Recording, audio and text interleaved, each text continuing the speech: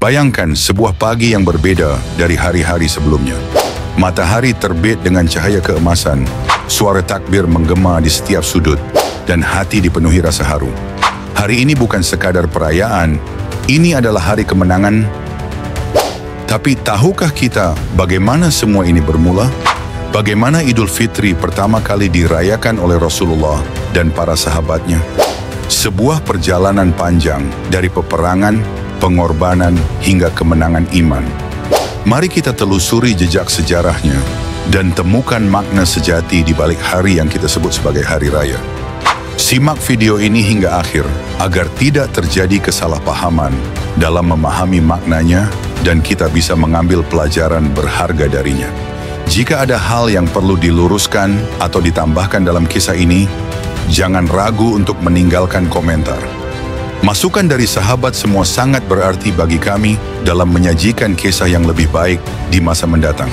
Semoga Allah Subhanahu wa Ta'ala senantiasa melimpahkan kelancaran, kemudahan dalam segala urusan, serta keberkahan dan keluasan rezeki bagi kita semua. Amin ya Rabbal Alamin.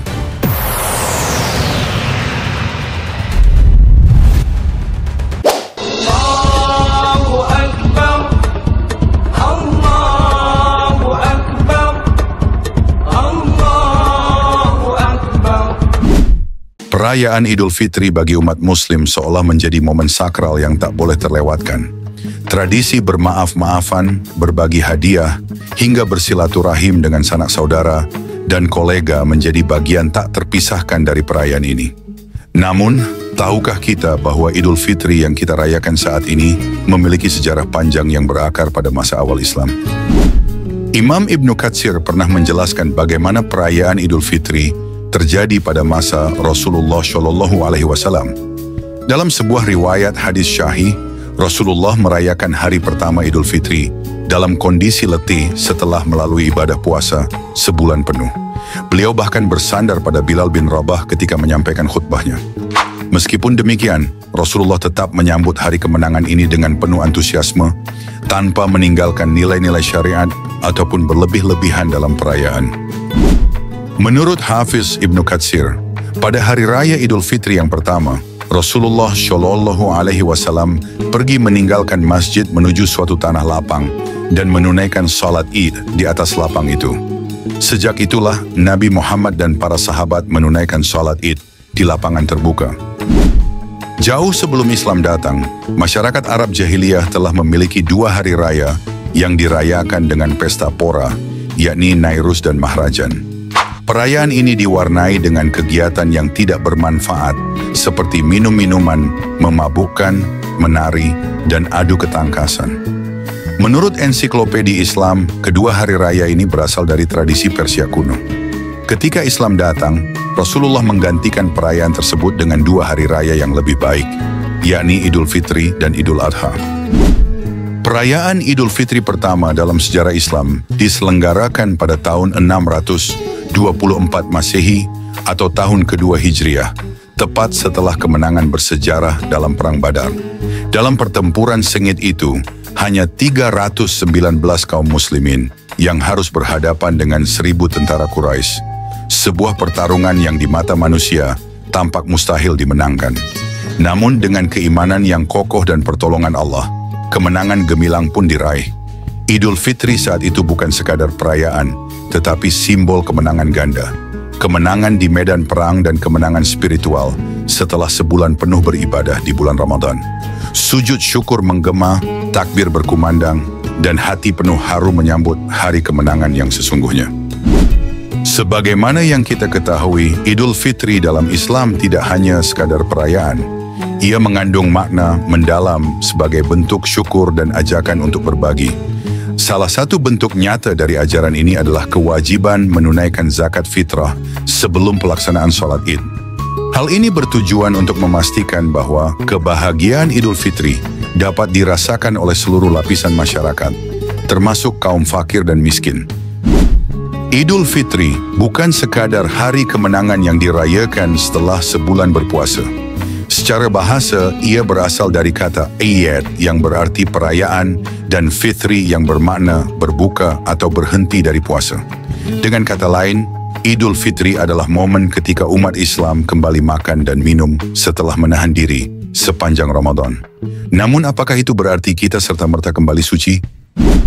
Banyak yang beranggapan bahwa Idul Fitri adalah hari di mana manusia kembali sebersih bayi yang baru lahir. Sebagian ulama memang menyebutkan hal ini, tetapi bukan karena sekadar bertemu dengan Idul Fitri, melainkan karena amalan yang dilakukan sepanjang Ramadan. Puasa yang dijalankan dengan penuh keimanan, salat malam yang khusyuk, pencarian malam Lailatul Qadar, serta permohonan ampun yang tulus, semua itulah yang membuat seseorang seolah-olah terlahir kembali. Namun, tidak semua orang merasakan anugerah ini. Mereka yang lalai dalam ibadah, yang sholatnya terputus-putus, yang abai terhadap Lailatul Qadar, atau enggan memohon ampun, mungkin hanya sekadar melewati Idul Fitri tanpa makna.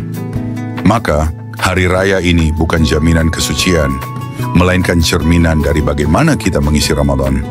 Apakah kita benar-benar telah membersihkan diri atau sekadar merayakan tanpa makna? Seiring berjalannya waktu, perayaan Idul Fitri berkembang menjadi tradisi yang kaya makna di berbagai belahan dunia Islam.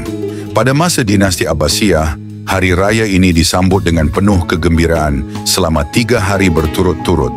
Kota-kota besar seperti Baghdad dipenuhi dengan pesta rakyat, di mana hidangan lezat tersaji melimpah, keluarga berkumpul dalam kebahagiaan, dan musisi serta penyair menghibur masyarakat dengan lantunan syair bernilai spiritual. Robin Santos Doak dalam Empire of the Islamic World menggambarkan bagaimana suasana Idul Fitri saat itu penuh kemegahan, tetapi tetap diwarnai dengan nilai-nilai religius yang mendalam. Di Mesir pada era dinasti Mamluk 1250 sampai 1517 Masehi, Idul Fitri bukan hanya perayaan, tetapi juga menjadi momen berbagi kebahagiaan dengan sesama. Para sultan membagikan pakaian, hadiah, dan uang kepada rakyat, menjadikan hari raya ini sebagai simbol keadilan dan kasih sayang seorang pemimpin terhadap masyarakatnya. Tradisi ini juga berkembang di India di bawah pemerintahan dinasti Mughal, di mana perayaan Idul Fitri dirayakan dengan arak-arakan besar, menampilkan kemegahan kekaisaran yang tetap berpijak pada nilai-nilai Islam. Sementara itu, di Kesultanan Ottoman, dentuman meriam menggelegar di langit setiap malam 1 Syawal, menandakan dimulainya hari yang penuh kemenangan.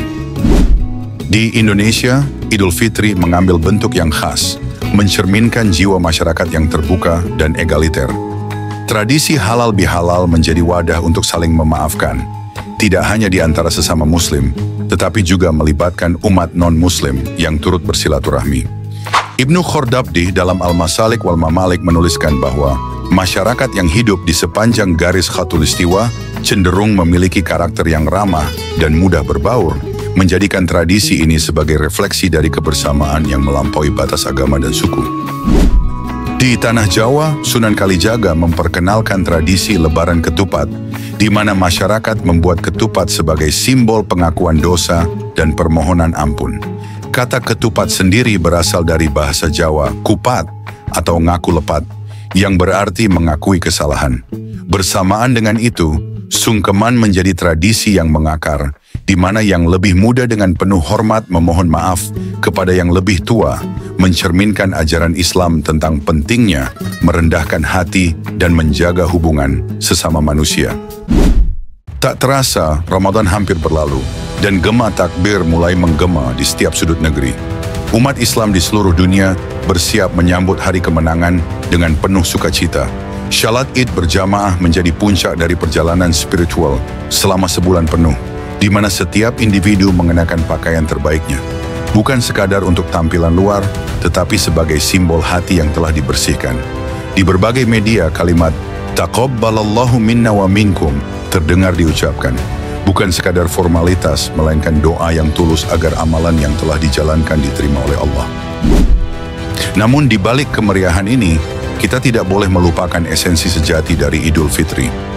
Sejarah mencatat bahwa perayaan ini tidak bisa dilepaskan dari 2 peristiwa besar: kemenangan dalam Perang Badar dan penghapusan tradisi jahiliyah yang digantikan dengan perayaan yang lebih bermakna.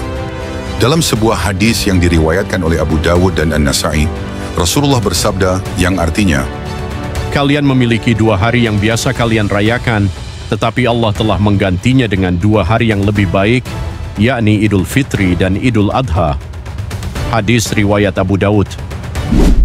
dengan demikian, Idul Fitri bukan sekadar perayaan tahunan yang penuh dengan jamuan makanan dan pakaian baru.